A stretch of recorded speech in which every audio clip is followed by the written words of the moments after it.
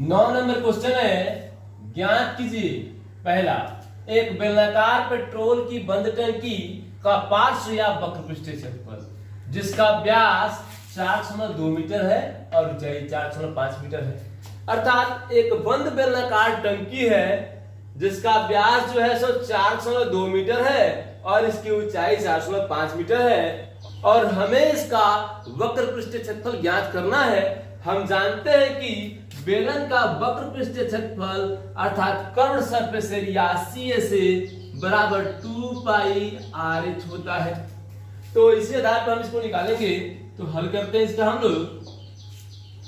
पहला नंबर दिया है कि व्यास दिया गया है, व्यास को अंग्रेजी में डायमीटर कहा जाता है, इसलिए इसको D से सूचित करते हैं हम लोग। तो D बराबर कितना दिया है, तो 4.2 मीटर।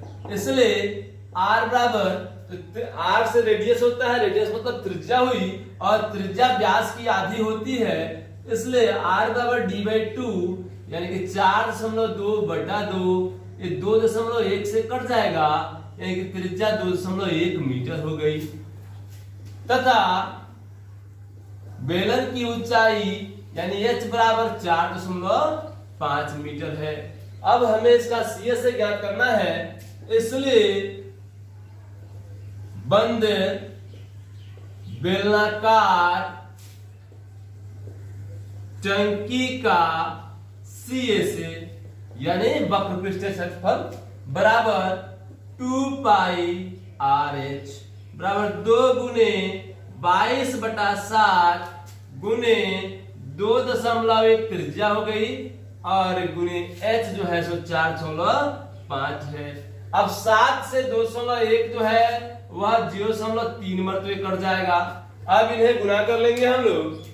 तो 45 दूनी 90, 90 तिया 270। अब 270 में 22 से गुना करेंगे तो 27 से 22 में गुना कर देते हैं। 27 दूनी 54, हाथ में 5, 27 54 5 59 और जो 70 पे एक शून्य था इसलिए एक शून्य इस पे बैठा देते हैं। दशमलव के बाद एक अंक इसमें है और एक अंक इसमें, 2 अंक हुआ। एक 2 अंक के बाद दशमलव लग जाएगा और दशमलव के बाद शून्य हो, शून्य के बाद कोई अंक नहीं हो तो इस शून्य को हटा देते हैं हम लोग, इसलिए 59.4 मीटर स्क्वायर। तो पहला नंबर क्वेश्चन हमारा बनकर तैयार हो गया, अर्थात बंद बेलनाकार टंकी का CA से जो है 59.4 मीटर स्क्वायर होगा। अब देखते हैं दूसरा नंबर क्वेश्चन। 2 नंबर क्वेश्चन है, इस टंकी को बनाने में कुल कितना इस्पात लगा होगा, यानी टंकी को बनाने के लिए आवश्यक इस्पात का क्षेत्रफल बताना है हमें। यदि कुल इस्पात का 1/12 भाग बनाने में नष्ट हो गया है, यानी इस टंकी को बनाने के लिए जितना इस्पात खरीदा गया था उसका 1/12 भाग नष्ट हो गया है। अब हमें बताना है कि इस टंकी को बनाने में कितना इस्पात लगा होगा। तो सबसे पहले हमें इस्पात जानना है कि कितना इस्पात इसमें लगा है। तो इसको जानने के लिए हमें टंकी का TA से पहले ज्ञात करना होगा और टंकी का TA से यानी कि टोटल सरफेस एरिया यानी कुल पृष्ठीय क्षेत्रफल 2 पाई R into H plus R होता है। तो इस सूत्र के आधार पर पहले हम लोग टंकी का TA से ज्ञात करेंगे। तो दूसरा नंबर क्वेश्चन है, टंकी का TA से बराबर 2 पाई R into H plus R। तो 2 गुने पाई का मान 22/7 गुने R यानी कि 2.1 और गुने H है सो 4.5 है, फिर R जो है सो 2.1 है। अब हम 7 से 2.1 को कटा देते हैं जो 3 मरतबे कट गया और इनको गुना कर लेते हैं। 3 दूनी 6 और 6 से 22 में गुना करेंगे तो 132 हो जाएगा। दशमलव के बाद एक अंक है तो एक अंक लगा देंगे यहाँ पे हम लोग। अब इन दोनों को जोड़ लेंगे, 5 1 6 4 2 6 यानी कि 6.6। अब इन दोनों को गुना कर लेंगे तो 66 दूनी 132, हाथ में 13, 66 या 198 और 13 211, हाथ में 21, 66 का 66 और 21 यानी कि 87। तो दशमलव के बाद कितने अंक हुए? 2 अंक, 87.12 मीटर स्क्वायर। यानी अब हम लोग इस टंकी में लगे इस्पात का क्षेत्रफल ज्ञात कर चुके हैं। यानी इस टंकी में जितना इस्पात है उसका क्षेत्रफल हम लोग जान गए। लेकिन क्वेश्चन हमसे कह रहा है कि जो जितना इस्पात इसमें लगा है उसका 1/12 भाग इस्पात नष्ट हुआ है। यानी कि इस टंकी में लगे इस्पात का नहीं, इस टंकी को बनाने में जितना इस्पात लगा था उसका 1/12 भाग, यानी वो तो हमें पता ही नहीं है। हमने तो सिर्फ इतना ही निकाला कि इस टंकी में जो इस्पात उपस्थित है उसका क्षेत्रफल हम लोग ज्ञात कर लिए। लेकिन हमें निकालना है कि इस टंकी को बनाने के लिए कितने इस्पात को लाया गया था। यह 87.12 मीटर स्क्वायर जो हम लोग देख रहे हैं इस टंकी का टीएसए है, यानी इस टंकी में लगे कुल इस्पात का क्षेत्रफल है। लेकिन टंकी बनाने के लिए जो इस्पात लाया गया था उसमें कुछ इस्पात जो है सो नष्ट हुआ, और नष्ट हुआ तो कितना? तो 1/12 भाग इस्पात जो है सो नष्ट हो गया। और नष्ट होने के बाद जो शेष इस्पात बचा था वह शेष इस्पात इस टंकी में लगा हुआ है। इसका मतलब है कि इस टंकी को बनाने के लिए जितना इस्पात लाया गया था उस इस्पात का क्षेत्रफल अभी तक पता नहीं लग सका है। इसलिए हम उसके मात्रा को x मान लेते हैं। माना कि टंकी बनाने में लगा कुल इस्पात x वर्ग मीटर है। तो टंकी बनाने में कुल इस्पात x वर्ग मीटर लगा।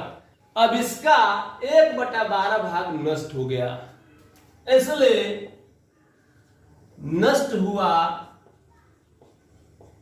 इस्पात बराबर x का 1/12 बराबर x/12 मीटर स्क्वायर।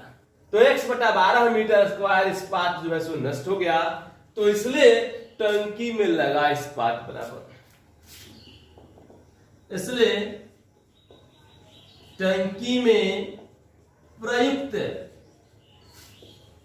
इस्पात बराबर, तो कुल इस्पात लाया गया था x, इसमें से x/12 नष्ट हो गया, तो शेष जो इस्पात बचा वह टंकी में है। तो इसका एलसीएम 12 हो जाएगा। तो 12 इसके बटा में कुछ नहीं तो 1 मानेंगे, 1 से भाग देंगे 12 को, 12 मरते कटेगा, 12 से x में गुना करेंगे तो 12x हो गया, माइनस 12 से 12 1 मरते और 1 से x में गुना करेंगे तो x हो गया। 12x में से x घट जाएगा, 11x/12 11x/12 मीटर स्क्वायर इस टंकी में लगा हुआ इस्पात है। और टंकी में लगे ही इस्पात का क्षेत्रफल हम लोग 87.12 मीटर स्क्वायर ज्ञात किए हैं। तो यह दोनों जो है इस टंकी में लगे इस्पात का क्षेत्रफल बता रहे हैं।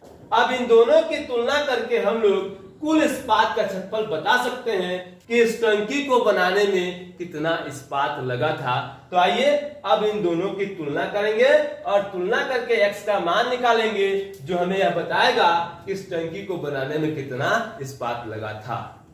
इसलिए 11x/12 बराबर 87.12 मीटर स्क्वायर, यानी कहने का अर्थ है कि ये दोनों जो है इस टंकी में लगे इस्पात का क्षेत्रफल है। अब 11/12 को उधर भेज देंगे हम लोग, इसलिए x बराबर 87.12 गुने यहाँ पे 12 जो है सो भाग में है, इसलिए इसको इस साइड भेजेंगे तो 87.12 में जाके गुना में हो जाएगा, और 11 जो है सो ऊपर वाले के साथ गुना में है, इसलिए इसको भेजेंगे तो यह भाग में चला जाएगा। अब 11 से इसको कटा देंगे हम लोग, तो 11 7 77, हाँ तो बचा शेष बचा 10 1, यानी कि 11 9 99, 2 शेष बचा और 11 दूनी 22, यानी कि 7.92। अब 12 से इसको गुना कर लेंगे हम लोग, 12 दूनी 24, हाथ में 2,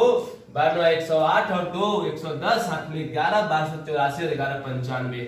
इसका मतलब हुआ दशमलव के बाद दो अंक। इसका मतलब हुआ कि 95.04 मीटर स्क्वायर इस्पात जो है कुल लिया गया था। अतः इस टंकी को बनाने में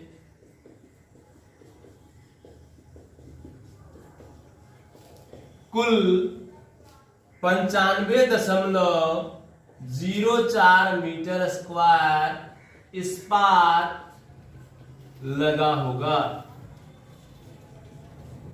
यही हमारा आंसर है।